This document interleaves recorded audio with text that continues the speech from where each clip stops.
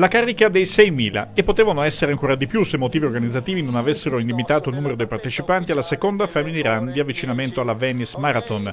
Sono arrivati dalle scuole del Miranese e della Riviera del Brenta fino a Dolo.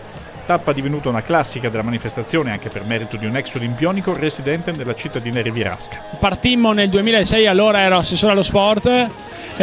Partimmo con questa bellissima avventura di Family Run che nessuno ci credeva potesse approdare a Dolo, nessuno credeva potesse riuscire, e invece allora insieme con Ivano Sacchetto, Stefano Borgo, al tempo Raffaele Sartorato ed altri amici, naturalmente gli istituti superiori, le associazioni di Dolo e quant'altro, siamo riusciti a portare Family Run a Dolo nello scetticismo, appunto, ripeto, più grande. L'arrivo degli atleti in un impianto che invece coinvolse un'altra atleta che ha raggiunto i massimi livelli, iniziando a correre proprio qui, perché qui voleva allenarsi. C'erano ancora dei fondi d'Italia 90 e noi abbiamo preso la palla al balzo e abbiamo fatto, io ho dato una piccola parte per fare costruire questa pista e le considero ancora la cosa migliore che ho fatto in carriera. Dopo San Donà, prima di Mestre, alla vigilia della Maratona di Venezia, il format viene rispettato anche quest'anno, corroborato da una risposta entusiasta dei giovani atleti e degli stessi istituti scolastici